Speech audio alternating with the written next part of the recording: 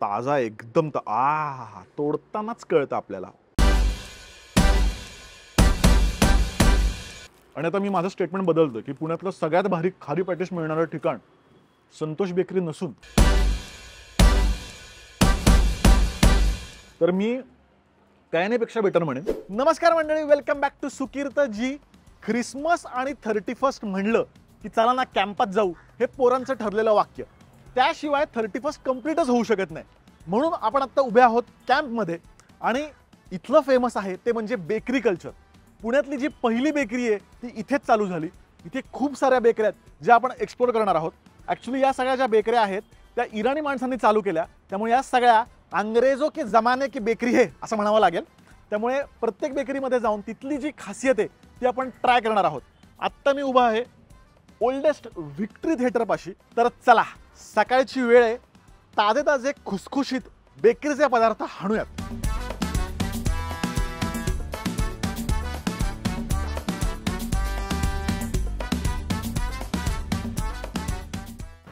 Famous क्या है अपना यहाँ पे, मतलब वो लेना था इसलिए.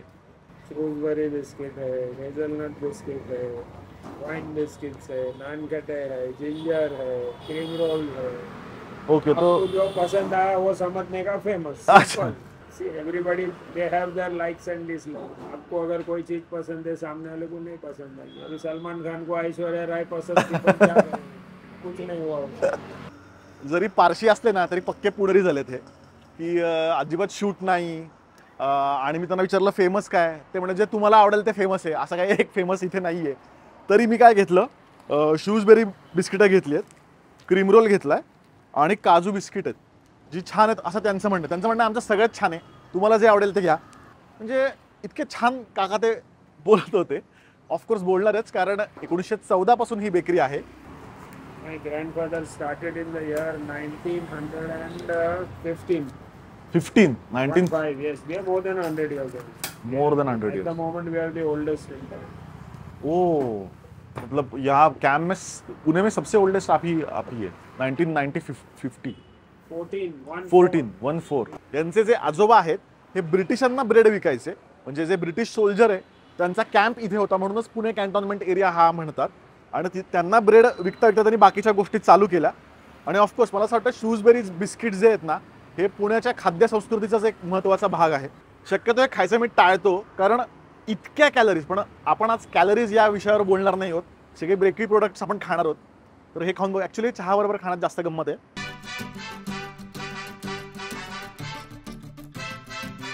खाल्ल्यावर नुसता जो बटरचा स्वाद आहे ना, आहा, फ्रेश आहे, एकदम खुसखुशीत आहे.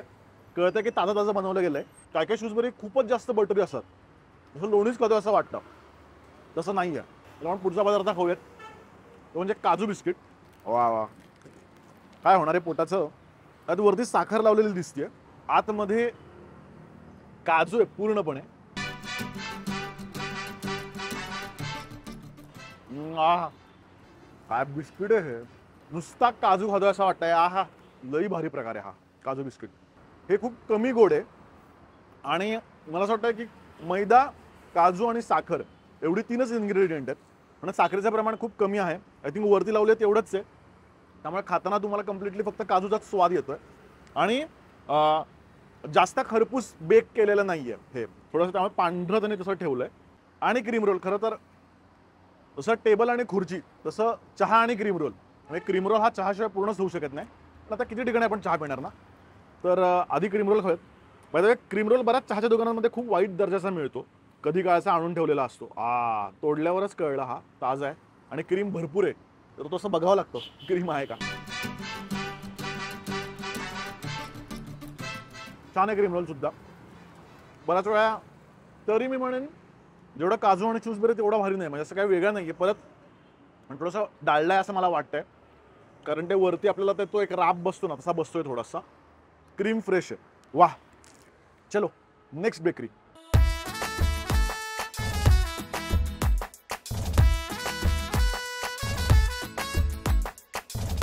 ऑफकोर्स लाईनीशिवाय तुम्हाला कयानी बेकरीत काहीच मिळत नाही. आणि कयानी बेकरी कव्हर नाही केलं तर आपल्या जो बेकरीचा शोध आहे हा पूर्णच होऊ शकत नाही. कारण कयानी मस्ट आहे आणि हा पुणेकरांच्या खाद्यसंस्कृतीचा महत्त्वाचा एक भाग आहे. इथला मावा केक आणि श्रूजबेरीची बिस्किटं याशिवाय रविवारचा चहा पुढेच सरकत नाही. तर इथे बघूयात आपण आत बहुतेक शूट करायला परवानगी नाही आहे, कारण इतके वर्ष पुण्यात राहून पुण्यापेक्षा जास्त पुणेरी झालेत हे. तर आपण बाहेरनंच शक्यतो शूट करूयात आणि मग बाहेरच खाऊन सांगूयात की इथलं म्हणजे श्रूजबेरी बिस्किटं, श्रूजबेरी लहानपणी शूजबेरी शाळेत म्हणायचे, पण श्रूजबेरीची बिस्किटं म्हणजे काय निस्पत.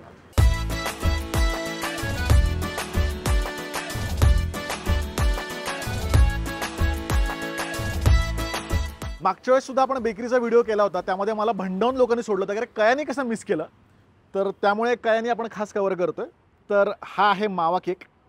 तर आपण आधी तो तोडूयात आणि ना जर मावा केक फ्रेश नसेल किंवा कपकेक तर त्याचे खाली क्रम्स पडतात असं म्हणतात.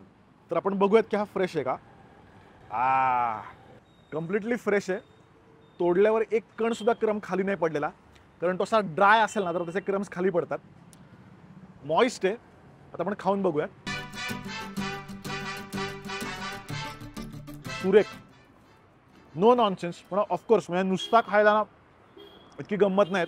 हा चहा किंवा कॉफीसोबत खायलाच गंमत असते. पण अति पण मॉइस्ट नाही, कारण बऱ्याच वेळा काय करतात मॉइस्ट करण्यासाठी ना खूप जास्त बटर किंवा डालडा टाकतात आणि तो घशाला तो जाणवतो, त्रास होतो त्याचा.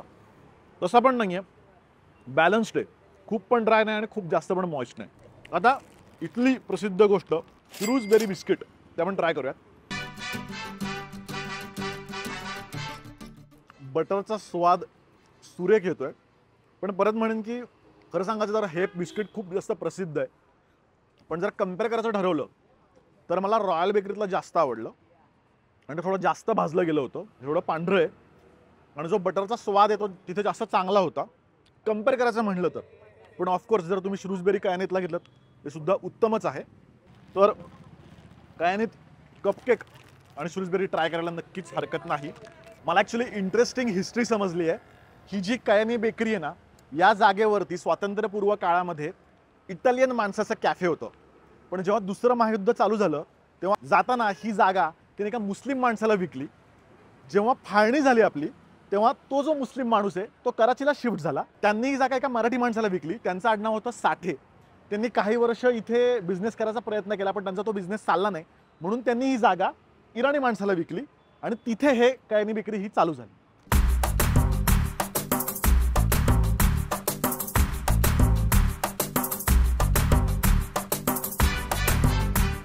तर ही आहे पर्शियन बेकरी, जी सुद्धा 1921 पासून आहे, म्हणजे इतकी जुनी आहे. आणि मला इंटरेस्टिंग गोष्ट अशी समजली की पुण्यातले जे ओल्डेस्ट इराणी कॅफे आहेत, येझदान कॅफे आणि वहुमन कॅफे, तर तिथे बेकरी प्रोडक्ट्स इकडूनच जातात.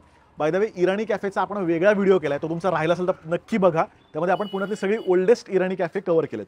तर इथलं प्रसिद्ध आहे. बाकी आता श्रूजबेरी बिस्किट इथलं सुद्धा आपण घेतलेली आहेतच.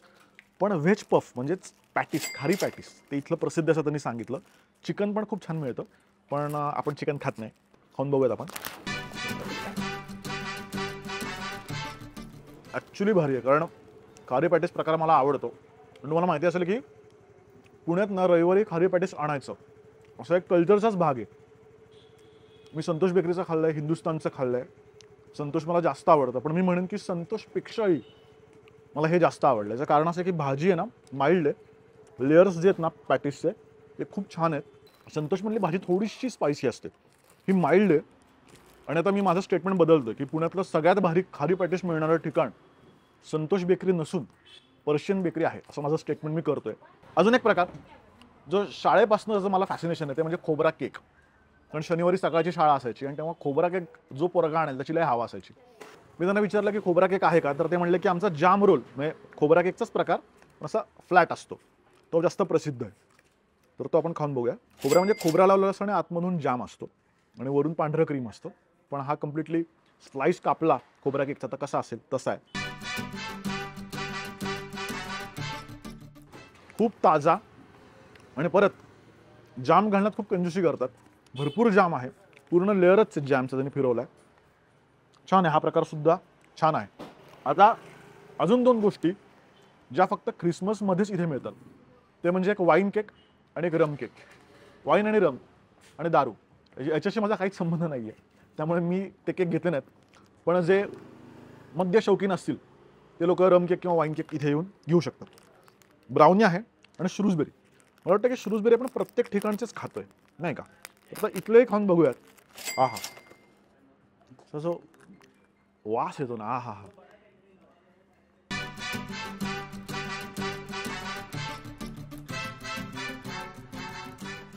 सुरेख.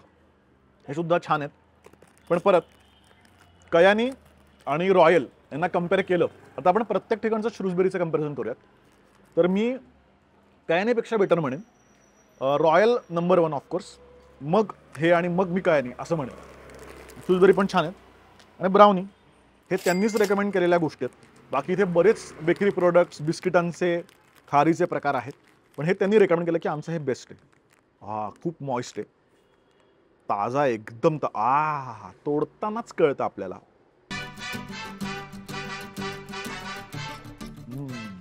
छान गोष्ट म्हणजे ना, ब्राउनी बऱ्याच खूप गोड करतात.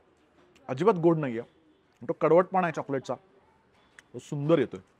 खूपच भारी बेकरीचा शोध लागला, कारण याच्या बेकऱ्या आहेत ना अशा कॅम्पच्या आतात गल्ल्यांमध्ये. आणि होतं कसं की आपण एका बेकरीला लॉयल असतो, आपण तिथूनच सगळ्या गोष्टी घेतो. पण शोध घेतल्यावर आम्हाला आणि आमच्या टीमला हे असे एक हिरे सापडत आहेत. उत्कृष्ट बेकरी आहे, पर्शियन बेकरी. मला असं वाटतं की इथे बाकीच्या गोष्टी पण उत्तम असतील. चलो आता पुढच्या बेकरीला आपण जाऊयात.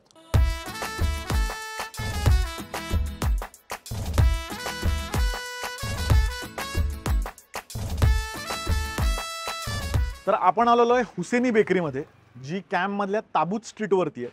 1932 पासून आहे आणि इथे खरं तर आधी ब्रिटिशांचं लष्कर होतं, म्हणजे छावणी एरिया होता आणि आता तो पुणे कॅन्टोन्मेंट एरिया आहे. तर त्यावेळेस ब्रिटिशांना पूर्ण बेकरी प्रोडक्ट्स पुरवणारी ही बेकरी होती. यांचे प्लम केक प्रसिद्ध आहेत आणि त्यावेळेस, म्हणजे आता माहीत नाही, पण त्यावेळेस खास घरगुती असे ते केक बनवायचे ख्रिसमससाठी. आत्ता पण इथे प्लम केक मिळतो आणि बरेच लोक ख्रिसमसमध्ये प्लम केक खातात. तर म्हणून खास मी यांचा प्लम केक घेतला, कारण बाकी कुठल्या बेकरीमध्ये, आधी आपण ज्या बेकऱ्यांमध्ये गेलो तिथे मला प्लम केक नाही मिळाला. आणि ऑफकोर्स श्रूजबेरी बिस्किट प्रत्येक बेकरीमध्ये आपण ते घेतोय, कारण मला असं वाटतं की जेव्हापासून या इराणी बेकऱ्या चालू झाल्या इतक्या वर्षांपासून, तेव्हापासून ते कल्चरच झालं आहे श्रूजबेरी बिस्किटचं. तर आपण आधी प्लम केक खाऊयात आणि सांगूयात तो कसा आहे. प्लम केक म्हणजे आपल्या केकमध्ये ते सुकामेवा घालतात. मी असं पण वाचलं होतं की प्लम जे फळ असतं ते सुकवून ते सुद्धा त्याचे तुकडे टाकतात, त्यामुळे ती थोडीशी आंबटसर चव प्लम केकला येत असते. आता माहीत नाही लोक घालतात की नाही, पण खूप सारा सुकामेवा वरती तरी घातलेला दिसतोय. तर आपण आधी केक तोडून बघूयात. तोडतानाच कळलं थोडा क्रस्ट याचा खाली पडतोय, त्यामुळे हा फ्रेश नसावा असं मला वाटतंय. खाऊन बघूयात.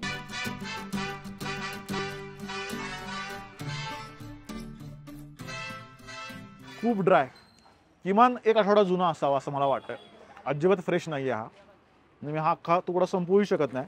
चवीला ओके, पण तो इतका ड्राय आहे ना, कुठल्याही बेकरीत मिळतो ना तशा पद्धतीचा, त्यामुळे हा तरी मला आवडला नाही.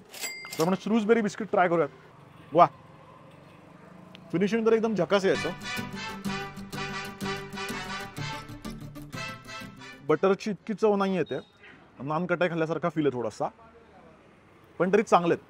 मला असं वाटतं की प्रत्येक बेकरीमधले जे श्रूजबेरी बिस्किट आहेत जसं एक दर्जा आहे आणि ते सगळेच उत्तम आहेत. म्हणजे मला कळत नाही की कयानीचीच एवढी हवा काय.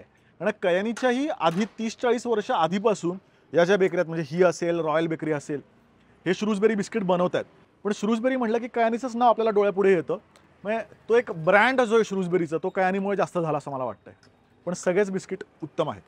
चला पुढची बेकरी बघूयात ती किती जुनी आहे.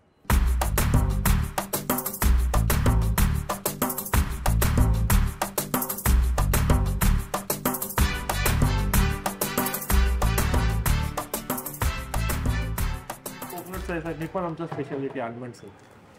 आल्मंड्स मॅक्रूम्स. 85 इयर्स झाले ते. तुमचं किती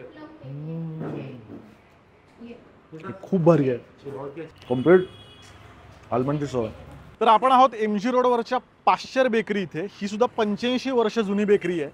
आणि ऑफकोर्स मार्जोरीन सगळ्यांना माहितीच आहे, प्रसिद्ध मार्जोरीनची सँडविच, त्याच्याच खाली ही बेकरी आहे. तर इथलं प्रसिद्ध म्हणजे त्यांनी सांगितलं ख्रिसमसचा केक जो आपण घेतला आहे, म्हणजे प्लम केक. श्रूजबेरी बिस्किट ऑफकोर्स आपण घेतलेत आणि हा प्रकार त्यांनी मला खायला दिला. याला आल्मंड मॅक्रूम्स आता मॅक्रूम्स काय म्हणतात, मला माझा फारसा पाश्चात्य पदार्थांविषयी माझं फारसं ज्ञान नाही आहे. मला तुम्ही सांगा कमेंटमध्ये मॅक्रूम्स म्हणजे काय, कुकीजसारखंच असतं का काय. खाल्ल्यावर मला जाणवलं पूर्णपणे बदामाचं आहे. आणि ना असं बिस्किट कसं बऱ्यापैकी क्रिस्पी असतं, कडक असतं, तसं नाही, मऊसर आहे आतनं आणि कम्प्लिटली बदामाची चव आहे. खूप सुंदर प्रकार आहे हा बेकरीचा. मी पहिल्यांदा खाल्ला. आता आपण पहिल्यांदा क्रिसमस केक म्हणजेच प्लम केक ट्राय करूयात. क्रिसमसमध्ये हा खूप जास्त विकला जातो असं त्यांनी मला सांगितलं. तोडून बघूया हा फ्रेश आहे का नाही, कारण मागचा जो प्लम केक होता तो खूपच वाईट होता. हा अनुभव कसा आहे आपण बघूयात. पूर्ण तोडूयात आपण. हा बऱ्यापैकी मॉइस्ट आहे, खाऊन बघूयात. आणि खूप सारा सुकामेवा दिसतो. त्यांनी सांगितलं की खूप सारे ड्रायफ्रूट टाकतात या केकमध्ये. छान आहे, परफेक्ट मॉइस्ट आहे, कम्प्लिटली क्रिसमस फील आहे या केकमध्ये. थोडासा कडवट आहे, मी म्हणतो तसं ती प्लमची खरंच फळांच्या तुकड्यात का मला माहीत नाही, म्हणतो ती कडवट चव त्याला येते. छान गोष्ट म्हणजे जसं चावताय ना तर ती कडवट जी चव आहे ती अशी गोड होत जाते. मला खरंच असं वाटतं की बहुतेक प्लमचे तुकडे याच्यामध्ये असावेत. सुरेख केक आहे.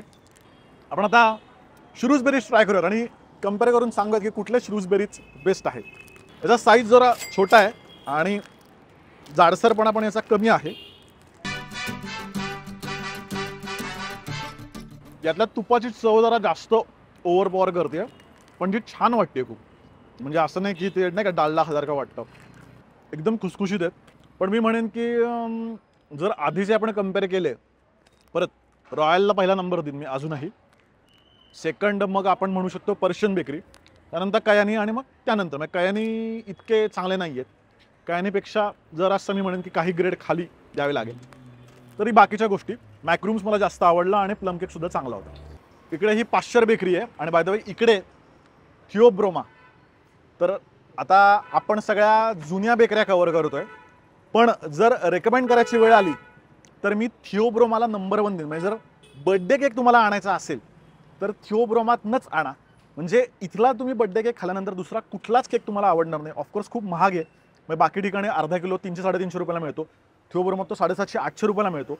पण इथले पायनॅपल केक आणि चॉकलेटचे केक जे बर्थडेचे मिळतात, सुरेख. माझ्या सगळ्यात आवडीची बेकरी किंवा आवडीचा केक जो असेल तो थिओब्रोमा. पण आपल्या थीममध्ये ते बसत नाही आहे, चेन असणारी बेकरी आहे ती, म्हणून आपण कव्हर नाही करतो. तर हा जो सगळा एरिया आहे हा MG रोड आहे आणि ख्रिसमसमध्ये खूप जास्त हॅपनिंग असतो. म्हणजे कम्प्लिटली सजवलेले असतात दुकानं सगळी, सॅन्टा क्लॉज किंवा ख्रिसमस ट्रीज असतात. त्यामुळे 31st सुद्धा इथे फुल गर्दी असते. हा रस्ता बंद करावा लागतो वाहनांसाठी. आणि मला आठवतं की मी साधारण 8वी किंवा 9वीत असताना पहिल्यांदा बाबांना असं हिम्मत करून विचारलं होतं की बाबा 31st कॅम्पत जाऊ का. तर बाबांनी माझ्याकडे असा एक लुक दिला होता की वाया गेला अशा पद्धतीने, आणि माझ्या भावाला म्हणले होते याच्यासोबत जा म्हणून. तर त्याच आठवणी सगळ्या ताज्या झाल्या. आणि खरं तर कॉलेजमध्ये असताना मजा मारायला जायचं असेल तर कॅम्पमध्ये यायचं असं ठरलेलं असायचं, कारण तेव्हा फर्ग्युसन कॉलेज रोड किंवा बाकी ठिकाणी इतके कॅफेज झालेले नव्हते. त्यामुळे अजूनही हा तसाच हॅपनिंग एरिया आहे. आपल्या अजून काही बेकऱ्या शिल्लक आहेत, चला.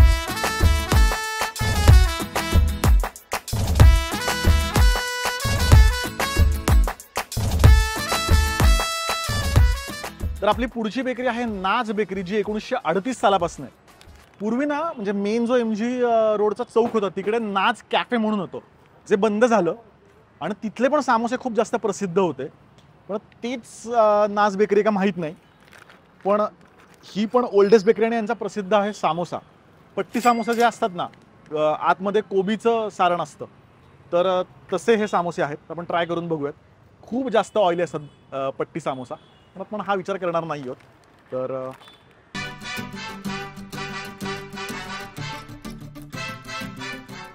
खूपच खुसखुशीत. तेल या गोष्टीचा जर तुम्ही विचार करणार नसाल तर एकदम छान आहे. पण ज्यांना असं ऑइली असं वाटतं, खाऊच येणार नाही. पूर्णपणे हाताला तेल लागतं. बघा तुम्ही केवढं तेल आहे. म्हणजे पाकातले गुलाबजामुन कसं असतं, तेलातले सामोसे असं म्हणावं लागेल. कम्प्लीट म्हणजे तेलातलेच असतात सामोसे, पण असं इतकं तेल लागतंय त्याला. तर बाकी गोष्टी आपण ट्राय करून बघूयात. अजून इथल्या गोष्टी कुठल्या प्रसिद्ध असं विचारल्यावर ते म्हणले की आमचा मावा केक आहे, जो वाटी फॉर्ममध्ये आपण घेतला आहे. तोडून बघूयात आपण मावा केक आधी. तोडताना कळला फारसा मॉइस्ट नाही आहे आणि फ्रेश पण वाटत नाही आहे. व्हॅनिला टाईप काहीतरी इसेन्स आहे याला. नाही, कयानी इतका भारी नाही आहे, ऑफकोर्स नसणारच. कयानीचा कधीही बेटर आहे. ब्राउनी ट्राय करून बघूयात. वा, ब्राउनी खूप जास्त भारी आहे, खूप भारी आहे ब्राउनी. म्हणजे मी एक्सपेक्ट केलं नव्हतं. मला खाल्ल्यावर मला वाटलं की ओके ओके असेल. कम्प्लिटली वितळती आहे तोंडामध्ये. वरनं एकदम खरपूस आहे आणि आतनं एकदम मऊ. आणि चॉकलेट जे काही मेल्ट होते ना, कम्प्लिटली चॉकलेटची चव आहे. म्हणजे पर्शियन बेकरीपेक्षाही भारी ब्राउनी मला ही वाटली. सामोसापेक्षा मी म्हणेन ब्राउनी बेस्ट आहे. चला पुढची बेकरी.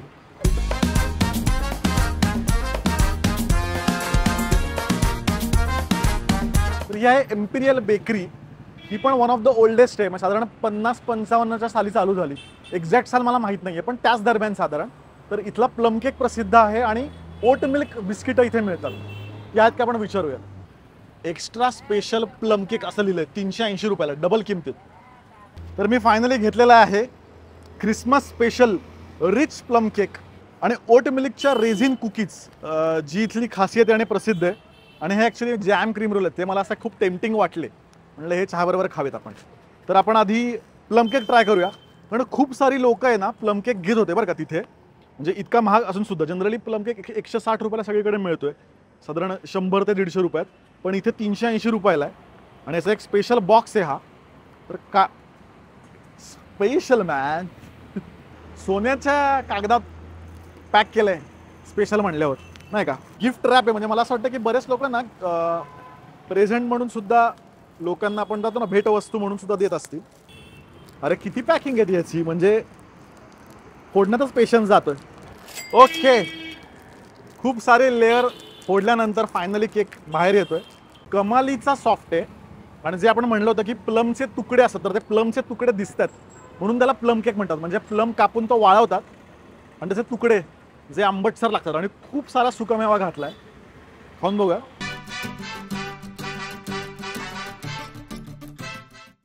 शब्द नाही माझ्याकडे, डोळे बंद होत आहेत चावताना. आत्तापर्यंत जेव्हा जेव्हा मी प्लम केक खाल्लाय सगळ्यात भारी जो असेल तो हा असेल.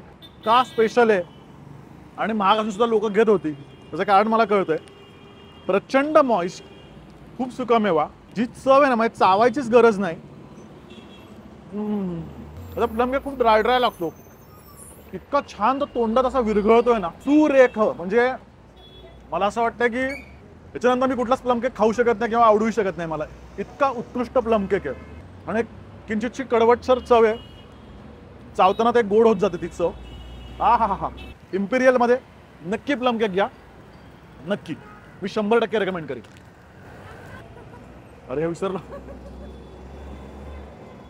प्लम केक खाल्ल्यावर मी बाकी टेस्ट करायचं विसरलो. हे ॲक्च्युली ओटमिल रेझिन कुकीज आहेत ज्या प्रसिद्ध आहेत. खाऊन बघूया. ओटपासूनच बनवतात या, पण अजिबात चव नाही आहे. ओट्स खाल्ल्यावर कशी चव येते ना, नाही आवडले मला. हे हेल्दी असावेत बहुतेक, पण अजिबात नाही आवडले. मैद्याशिवाय चवच येऊ शकत असं मला वाटायला लागलं आता. ओके, ज्यांना नाही का हेल्थ कॉन्शियस आहेत, मैदा खायचं नाही आहे, खाऊ शकता ओटमिल, तर पुढे नाही खाऊ शकत. तर या सगळ्या बेकऱ्यांमध्ये सिटी बेकरी सुद्धा खूप भारी आहे, पण ती आम्ही कव्हर नाही केली कारण त्याचा आपण वेगळा व्हिडिओ केला आहे. तुमचा बघायचा राहिला असेल तर नक्की बघा. तिथली सुद्धा काजू बिस्किटं आणि बाकीचे सुद्धा प्रोडक्ट खूप छान मिळतात. बाय द वे आत्ता ज्या बेकरी होत्या त्यातला एक नंबर श्रूजबेरीचं बिस्किट जे असेल ते मी म्हणेन की ऑफकोर्स रॉयल बेकरी. सेकंड आहे पर्शियन बेकरी. आणि तिसरं जे आहे ते मी म्हणेन कयानी बेकरी. कयानी बेकरी पण चांगलं होतं. आणि प्लम केक जो होता तुम्ही कधीच विसरणार नाही. इथला जो एम्पिरियल बेकरीचा होता तो. आणि पॅटीस जे होतं ते सुद्धा पर्शियन बेकरीचं अप्रतिम होतं. तर म्हणजे मी इतका मैदा खाल्लाय, म्हणजे पिक्चर बघायच्या आधी आपल्याला जी धूम्रपानाची ॲड दाखवतात की निचोड़ने के बाद इतना टार निकलेगा जो आपको बहुत बीमार कर सकता है, तसा इतना मैदा निकलेगा की जो मुझे बहुत मोठा बना सकता है. पण आपण या गोष्टीचा विचार करणार नाही आहोत. आपण 1 तारखेपासून सगळे डाएट करणार आहोत. पहाटे 5ला उठून जिमला जाणार आहोत. हे सगळं आपण 1 तारखेपासून करणार आहोत. 25 ते 31 मध्ये वाटेल ते खाऊ शकता तुम्ही. त्यामुळे या नक्की बेकरीमध्ये जा. 31ला तुम्ही आलात, तुमच्या आवडीच्या बेकरीचे पण मला रेकमेंडेशन द्या. तर लगेच मुंबईकर म्हणतील आमच्याकडे तर 200 वर्ष जुन्या बेकरी आहेत. दुसरी ठिकाणं सांगू नका, लिस्ट द्या. तिथे येऊन ते पदार्थ खायचा मी नक्कीच प्रयत्न करू. असेच दर बुधवारी आपण इंटरेस्टिंग व्हिडिओ घेऊन येणार आहोत. महाराष्ट्र फूड टूर आपली चालूच आहे, ती चालूच राहणार आहे. तोपर्यंत हॅपी जर्नी.